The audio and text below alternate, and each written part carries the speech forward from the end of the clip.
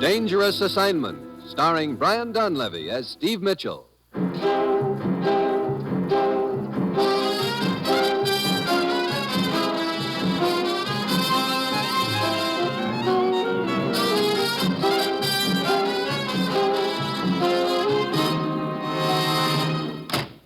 Hi, Commissioner. Steve, have a seat. Thanks.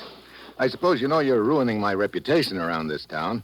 Every time I get out on a date, you haul me back here to the office and send me halfway around the world. Cheer up, Steve. They always keep a light burning in the window for you, don't they? Yeah, but if you're gone too long, that fire can die out, you know. Steve, ever have on a diving suit? Diving suit? Why, yeah, once. You're leaving for the Caribbean on the next plane. Your destination is Trinidad. I'm going to fly to Trinidad in a diving suit? You're going hunting for pirate treasure, Steve. There's no time now to go into the background. Go to Trinidad and show up in dungarees at the Trade Winds Bar. You'll be contacted there, and the contact will fill you in on the deal. Just a minute. Part of the deal doesn't by any chance involve getting into a diving suit, does it? It might. Steve, this is a vital job. We're depending on you right down the line. Well, that's it. You've got your assignment. Good luck.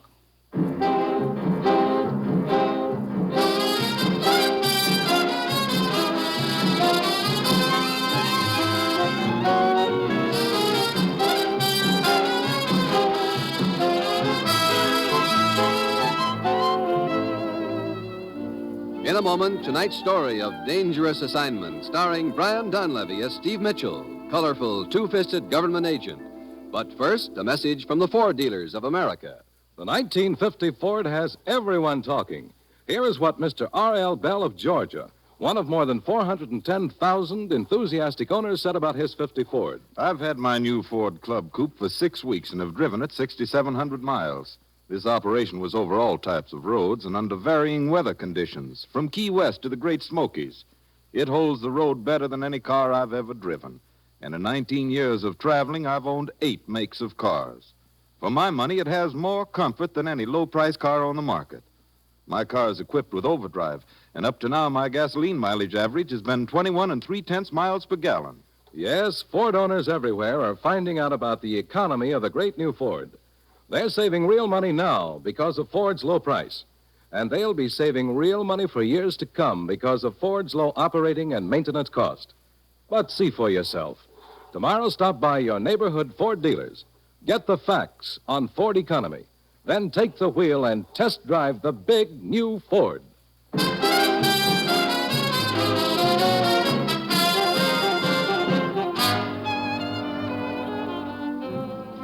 Well, this assignment tops them all. Usually I have at least an inkling of what I'm supposed to do, but here I am heading for Trinidad, and all I know is I'm supposed to meet a guy in the Trade Winds Bar. It's a hot Tuesday afternoon when I get to Trinidad. I change into dungarees at the hotel and head for the Trade Winds Bar. It's a real keen joint. A bunch of rickety tables, a calypso singer, a battered-looking bar with a drunk sprawled on it, and behind the bar a fat gent in a dirty apron. All right, name it, brother. Beer. Coming up. Hey, sailor, aren't you? Yeah, but out of a job right now. Just drifting. Yeah. Bartender, hey, bartender! Oh, I'm coming.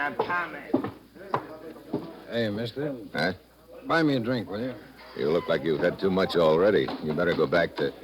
Hey, wait a minute. Joe Wilkins. Yeah. Commissioner told me I'd be contacted here, but he didn't mention you. I've been working on this case for 6 months now. Oh. I've managed to establish an enviable reputation as the leading drunk in Trinidad. Oh, my poor liver. What's the deal? Underwater demolition. You know what a job it did for us during the war, Steve. Yeah, the Navy frogmen. Yeah.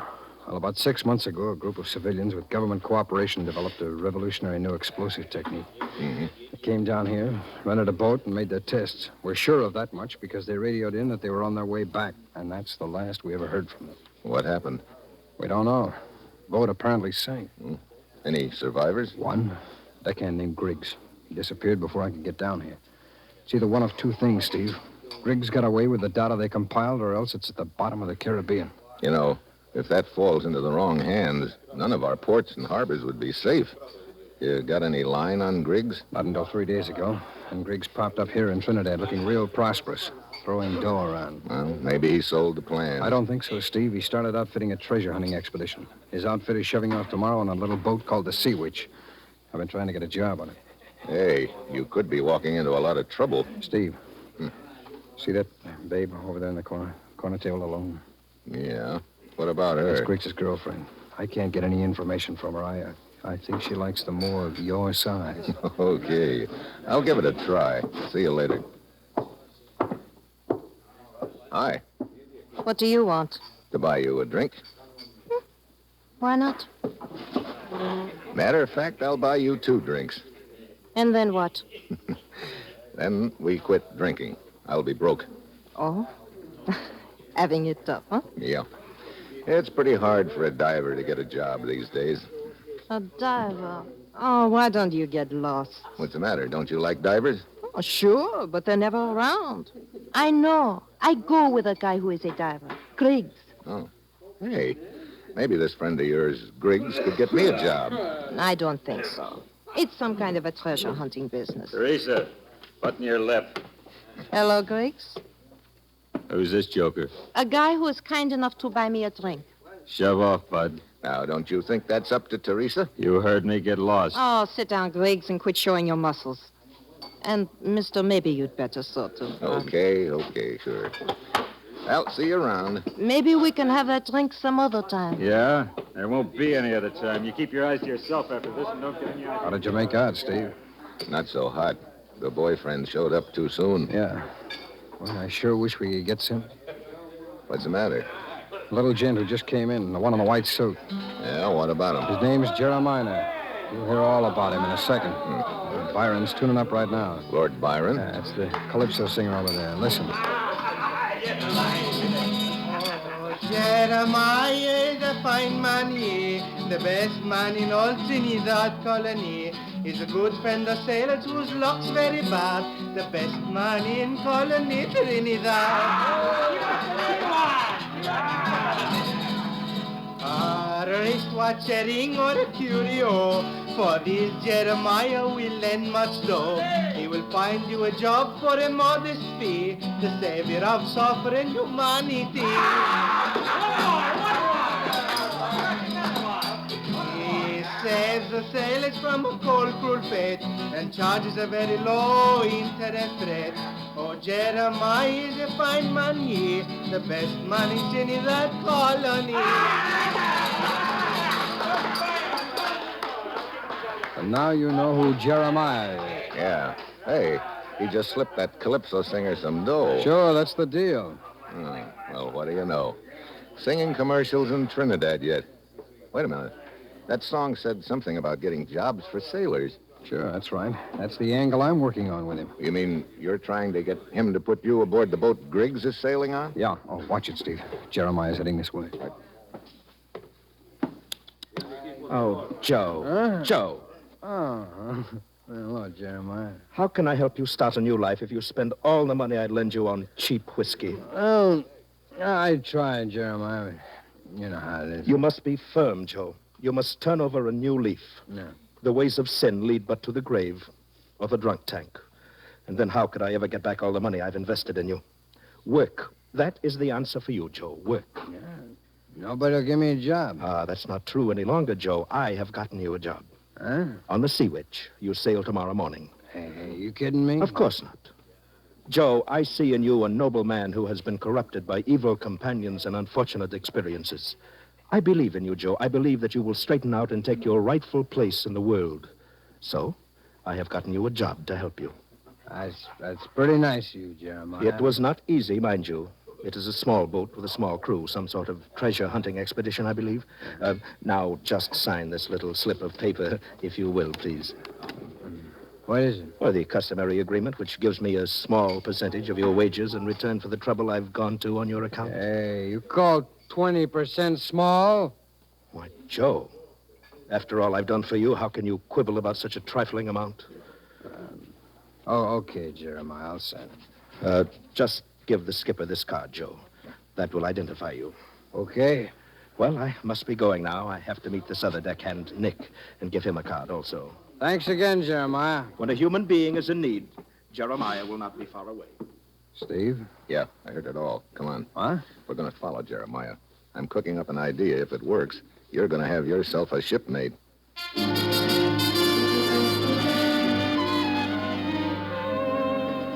We follow Jeremiah to his office near the waterfront. We wait down the street. Pretty soon, the sailor goes into the office. He's walking like he had quite a few drinks under his belt. In a few minutes, he comes out again, and he's putting one of Jeremiah's cards in his pocket. Come on, Joe. Here he comes. Start walking. Hey, Sorry. why don't you look out where you're going? Same to you, bud. Now, break it up. It was just an accident. Hey, didn't you just come out of Jeremiah's office? Yeah, what's it to you? Oh, I was just wondering if he was there. I got to find out some more stuff from him about this boat I'm shoving off on tomorrow morning. Oh, the Sea Witch? Yeah, why? Looks like we're going to be shipmates. Yeah? Hey, you sailing on it too, huh? Ah, my name's Joe. Oh, Nick's mine. Ah, this is Steve, buddy of mine. Hi. Hi, Steve. Hey, this calls for a drink, huh? Yeah, I could use one. How about you, Nick? Sure, I can always use one. And this is our last day ashore, too. Come on, let's go.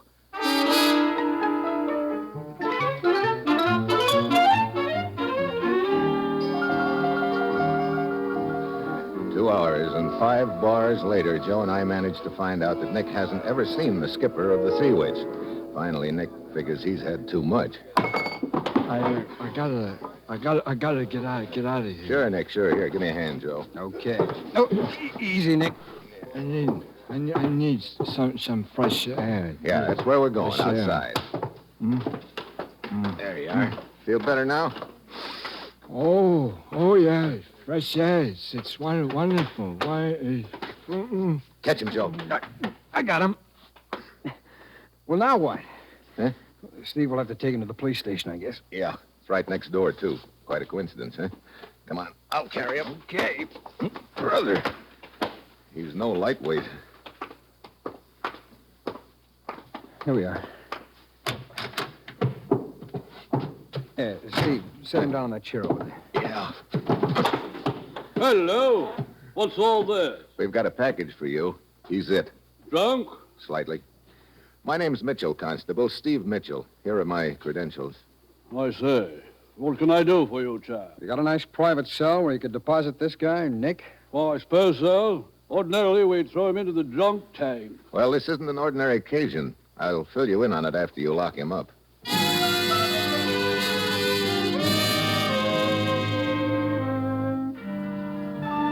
I get Jeremiah's card off Nick. Then I make a deal with the constable. He puts Nick in a private cell and me in the drunk tank. And from now on, he's to call me Nick. Joe sends a message to the skipper that Nick is locked up. Then I roost there the rest of the night, watching a few assorted cases of DTs. Morning finally comes, and with it comes a visitor. All right, now. Look alive, chums. Which one of you is Nick? I am. On your feet, then. Here's something to pick you up. Who are you? The skipper. We'll see your card. Here it is. Come on. Good moving, Nick. Okay, let's go.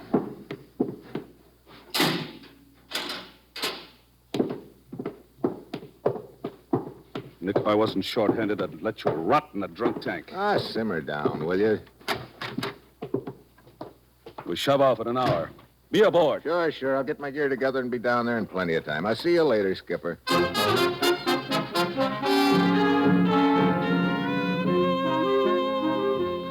I start down the street in one direction, the skipper goes in another. I wait until I'm out of his sight, then I double back and head for Joe's rooming house. I turn a corner just in time to see the skipper going inside. But the skipper isn't even supposed to know Joe, let alone where he lives. That means just one thing. There's been a leak. I shift into high, but just as I get to the door, I head for the rickety stairs, but a door opens above, and Joe staggers out into the hall. Steve!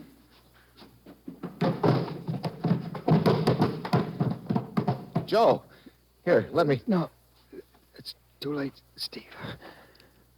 The skipper? Yeah.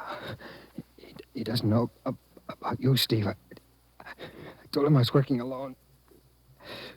Get aboard the Sea Witch, Steve.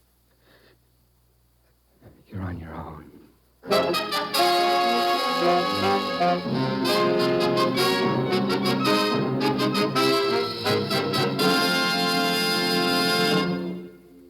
In a moment, you'll hear the second act of Dangerous Assignment starring Brian Donlevy after this brief word from the Ford dealers of America.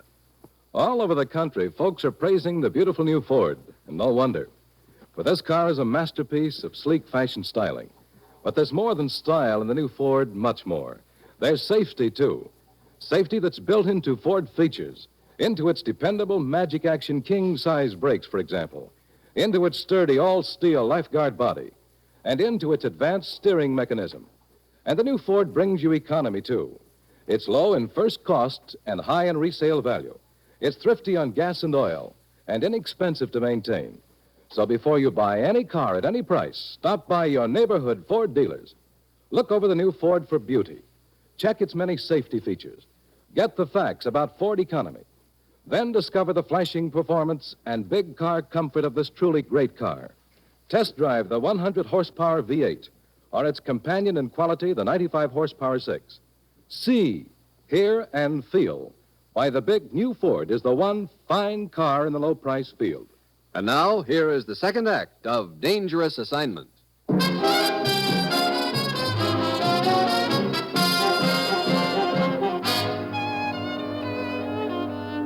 Yeah, I'm really on my own now. Joe's dead. I know the skipper killed him, but I can't tip my hand yet. I have to play it close to the chest. So I go down to the waterfront and get aboard the Sea Witch. Get forward and help Griggs with the lines. We're ready to shove off and we're short-handed. Some rum-dum named Joe didn't show up. Hey, just a minute. What's the matter, Griggs? You're the guy who was making a play for my girl at the Trade Winds bar yesterday. So what? So, what are you doing aboard? Same as you, Buster. I'm sailing on this tub. What? Look, Skipper, get this guy off. You look. I'm the skipper. I run this boat. Yeah? Well, don't forget I'm the only guy who knows where to take this boat. Griggs, you're getting paid for this job, same as I. And the boss says this guy goes. Now, shut up! Sorry, Griggs. Okay. But just remember, I don't like you. That's tough. Yeah, it could be. Now, break it off, both of you. Get busy with those lines. Hey, you, Lord Barn. Yes, Skipper? Hey, that Calypso singer going along, too? Yeah, he's a pretty good deckhand. Now, get that engine started. We're shoving off.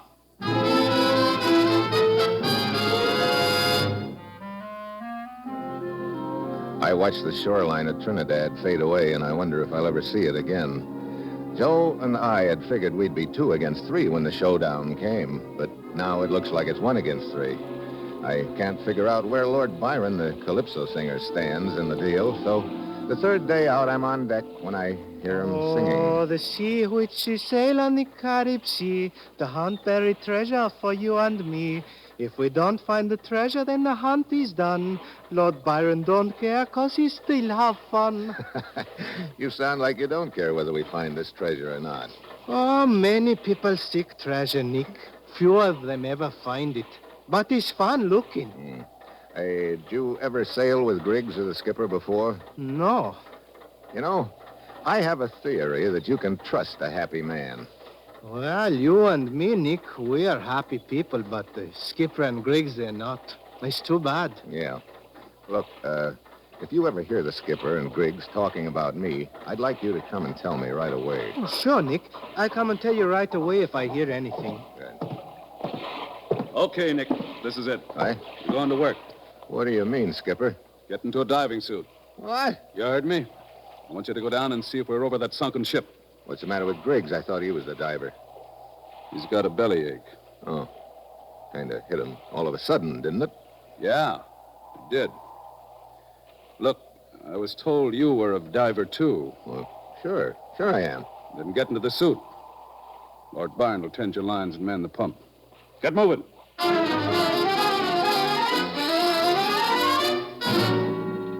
I don't like it. It smells like trouble all of a sudden, but there's nothing I can do. I get into the diving suit.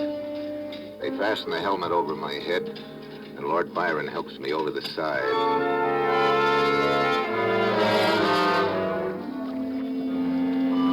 On the bottom, it's cold and murky and quiet. I poke around for about 15 minutes, but I can't see the sunken ship anywhere. Lord Byron, you better haul me up. Lord Byron. He's busy, Nick. I'm handling your lines now. Oh, well, Skipper, I can't spot that hulk anywhere. Can't be far. Well, it isn't here. How about hauling me up? You getting enough air, Nick? Yeah, but keep it coming, huh? Sure, Nick. Sure.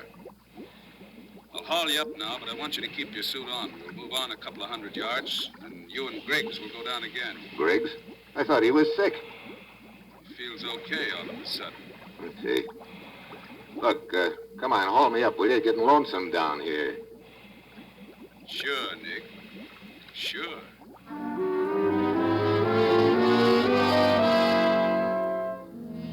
I'm sweating plenty inside that suit on the way to the surface.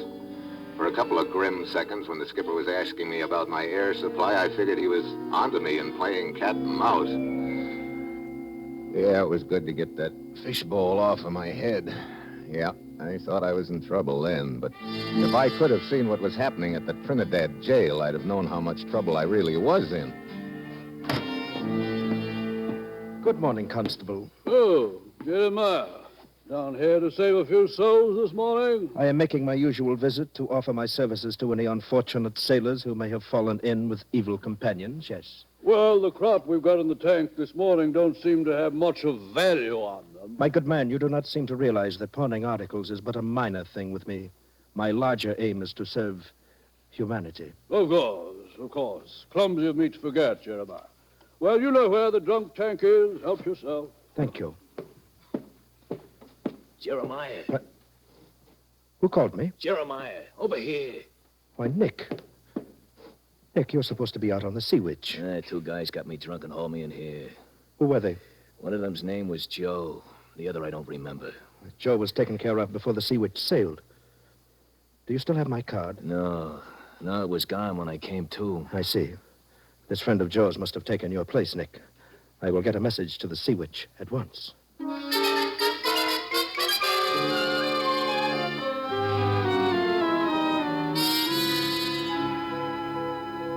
All set, Nick?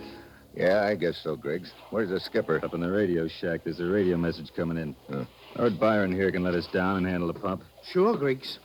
Okay.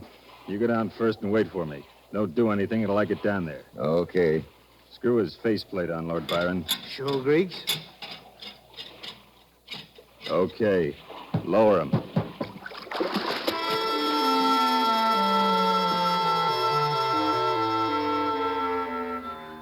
This time we've got the right location. I land right on the sunken ship. It's lying on its side. Griggs comes down after me and drops into a hole in the side of the ship. In a minute, he crawls out with a waterproof container. The underwater demolition data we're both after. Then he stiffens and seems to be listening to something. Divers' phones are on separate lines, so I can't hear what Griggs was listening to, but suddenly Lord Byron is singing into my phone. Oh, there were once two men in the diving suits, and one of them's in trouble, you can bet your boots. The bad man is holding a knife very tight. The good man had better begin to fight. Great time to be singing. Then suddenly it registers. It's more than a song, it's a warning. I turn around just in time to see Griggs bringing his knife through the water toward my diving suit. From then on, it's like a slow-motion movie. I manage to get my hand around his wrist in time, and I start inching him back toward the hole in the side of the ship. We sway back and forth for a few seconds. Then I finally get my shoulder against him and shove. He topples over into the hole. There's slack in his cable. I take a turn around the beam. Then I fish my own knife out of my belt and cut his phone line. Lord Byron, haul me up. He's a little unconscious right now, Nick. Whatever your name is. Huh? I just got a radio message about you from Jeremiah. Jeremiah? Oh, so he's the big boss. Yeah. It looks like that message came just in time. With you on the bottom and me on the surface. I got news for you, brother. You're not coming up.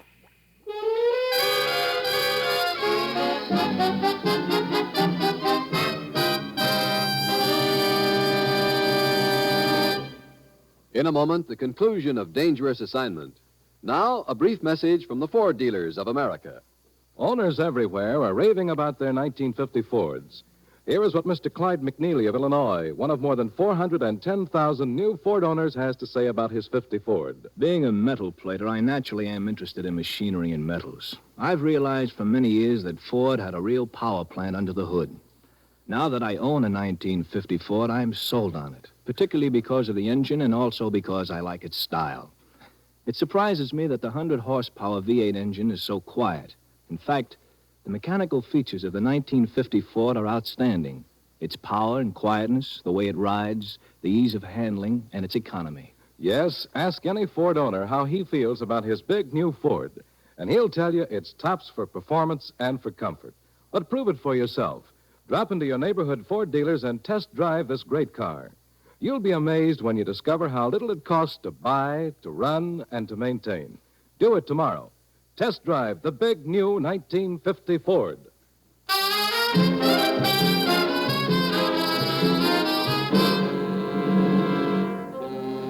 Did you hear what I said? Yeah. Yeah, I heard it. But if I'm not coming up, neither is Griggs. What did you do to him? He's out of commission right now. No wonder he can't talk to me. Well, you won't be talking much longer either, Nick. I'm turning off your air. Now, look. So long, sucker. Wait a minute. If you turn off my air, I've still got time to open this container and scatter these papers you're after. You'll never get them. Yeah, you're just bluffing, Nick. According to Griggs, those papers are sealed in there too tight for you to do anything about in diving suit. I'm going to haul Griggs up and leave you there. Yeah? Well, just tell me one thing, Skipper. Yeah, what is it? You weren't on deck when Lord Byron lowered us. How do you know which line is which? How do you know which one of us you're going to haul up? Not good enough, Nick. I know which phone I'm talking to you on, and I can see which line it's connected to. Maybe I had Lord Byron switch the phone lines when he let us down. Not a chance. Like I said before. So long, sucker. I played my last card, and he trumped it. I stand there with a sick feeling in my middle as I watch Griggs' line tighten with a jerk, and suddenly I know there's only one thing more I can do. Well, so you did switch phone lines on me, huh? Thanks for the tip, Nick. I knew if I jerked your line hard enough, I could get a grunt out of you. Now I'm sure which line to haul up. It had worked. Griggs' line slackens, and the skipper starts hauling me up. Halfway to the surface, he turns off the air. That's good. There'll be less air in my suit, and I can move my arms better. I let my body go limp and slump my head down below the faceplate in the helmet like I'm unconscious. I surface. The skipper holds me up on deck and unscrews the faceplate. Okay, Griggs. You'll be all right. You guessed wrong. Nick! Yeah, come on, Skipper. Let's bump heads. Oh. Nick, you okay? I tried to warn you. Yeah, that warning came just in time. Thanks, Lord Byron. When I get out of this suit, I'll untie you, and we'll haul up Griggs and head for Trinidad. And Jeremiah. Untie you? Jeremiah? You know, Nick, this almost sounds like a calypso song. Huh? Oh, yeah. Well, then, I might as well finish it. How's that thing go? Oh, Jeremiah was a fine man, he, until he sent his bad boys out to sea. They got all fouled up down near the equator. Now Stephen Lord Byron bring back the demolition dater. How's that? Nick, in the future, I had better sing the calypso. Yeah, maybe you had better.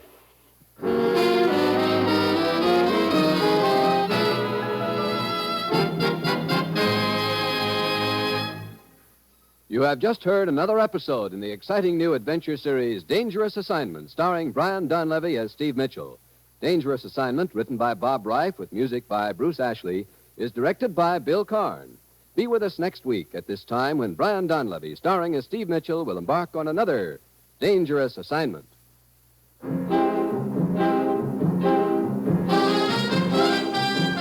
Tomorrow, be sure to hear Bob Hope and Fibber McGee on NBC.